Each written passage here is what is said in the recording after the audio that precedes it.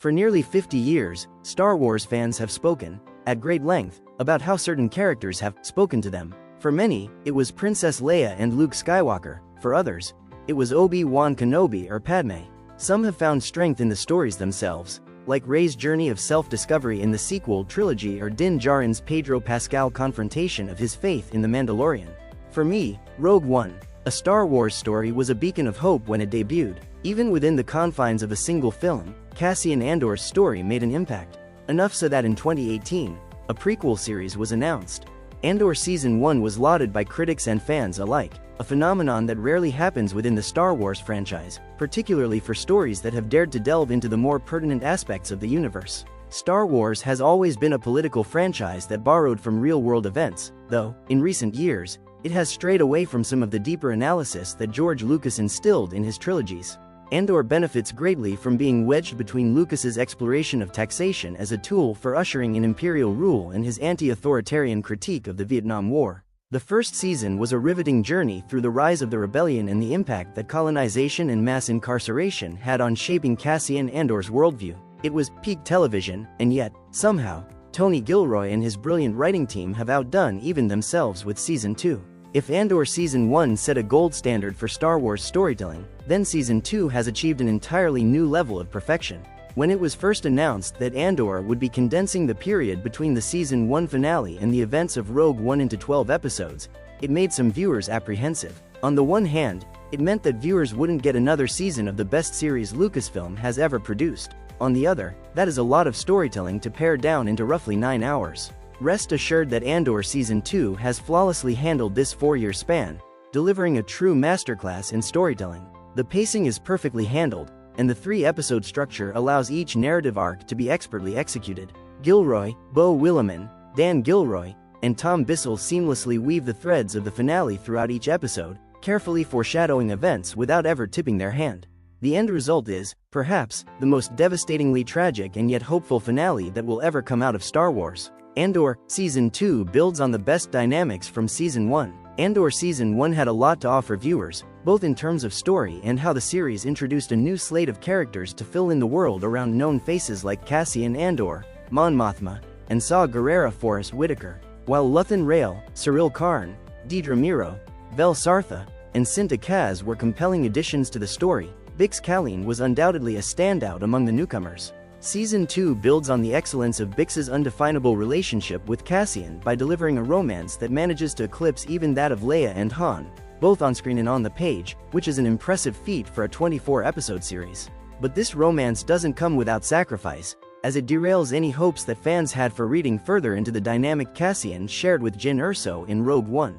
Together, Cassian and Bix create some of the most memorable moments within Season 2, and their bond adds new layers to Cassian's ultimate fate. But Bix's relationship with Cassian isn't the only reason she remains a standout in the second season. The trauma she faced at the hands of the Empire is an ever-present part of her storyline that makes for a very harrowing narrative arc. Season 1 did an excellent job of showcasing the cost that comes with rebelling against the system, and yet Season 2 manages to escalate everything tenfold. The cost is higher than ever before, and the driving, unrelenting pace of the 3-episode structure makes each loss much more painful, as there is no real time to grieve. It parallels the increasing in-world stakes that often prevent the characters from really confronting loss. Grieving is a privilege in times of war, even if the galaxy isn't largely aware of what's going on behind the scenes. Diego Luna gives an Emmy-winning performance in Andor Season 2. As the series' titular lead, Diego Luna carries the weight of Andor on his shoulders. He is also in a unique position that no other Star Wars actor has held, given that he's playing his character's story in reverse. When we were first introduced to Cassian Andor, he left an impression as a devil may-care rebel who shot first and asked questions later. He was also a dedicated member of the rebellion who was willing to do anything if the end justified the means. Andor Season 1 showcased how unwilling he was to be part of anything at the start. It took his mother's death, Bix's torture at the hands of the Empire, and the uprising on Ferrix to finally push him into greater involvement. When we reunite with him in Season 2, he still has a ways to go to evolve into the character we first met in Rogue One, and it is an unmitigated delight to witness that evolution across 4 in-world years. It's a shame that the Television Academy rarely acknowledges Star Wars beyond technical nominations, as Luna gives an Emmy-winning performance in each episode, with depth afforded even to the moments with minimal dialogue. He and Arjona share some of the most exceptional scenes of Season 2, and those scenes often hinge on the things that aren't being said, which carry the most weight. Andor's production design raises the bar in Season 2. There's no denying that the Acolyte and Skeleton crew delivered striking costumes and production design, but Andor Season 1 really set a high bar for excellence. Michael Wilkinson crafted garments that spoke to each character's story in a way that evolved throughout the season, and that keen eye for interweaving character arcs into the fibers of their clothes is taken to a new level in Season 2. In particular, the evolution of Mon Mothma's wardrobe speaks volumes to her emotional, mental, and physical transformation throughout the season.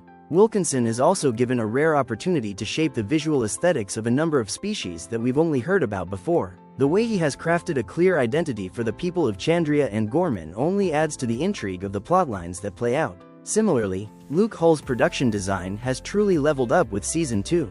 While viewers have already seen places like the Galactic Senate in the prequel trilogy, Andor gives us a far more detailed look at the building and the rooms within it.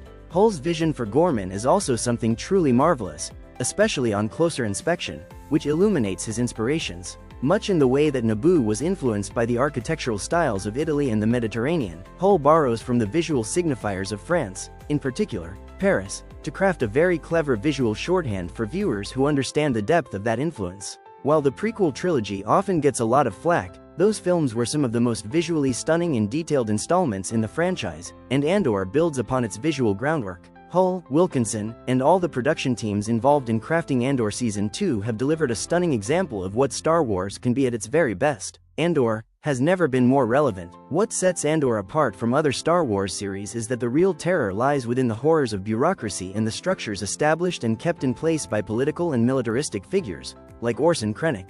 These elements transcend the realms of fiction, forcing viewers to confront reality, should they be willing to see what's right in front of them. It's this element that makes Andor truly special, because it's not just a series made to entertain, it's a series designed to make people think, harkening back to the age of Lucas. Gilroy has maintained that he wanted Andor to feel timeless, and yet he has managed to deliver a season of television that has never been more timely. Season 2 deals with hard-hitting topics like propaganda being used to manipulate apathy towards genocide, as well as the mass deportation and incarceration of undocumented, itinerant workers.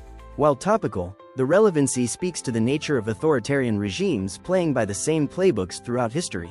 Andor Season 1 set high expectations for where the series' final installment could go, and somehow, Season 2 exceeds those expectations at every turn.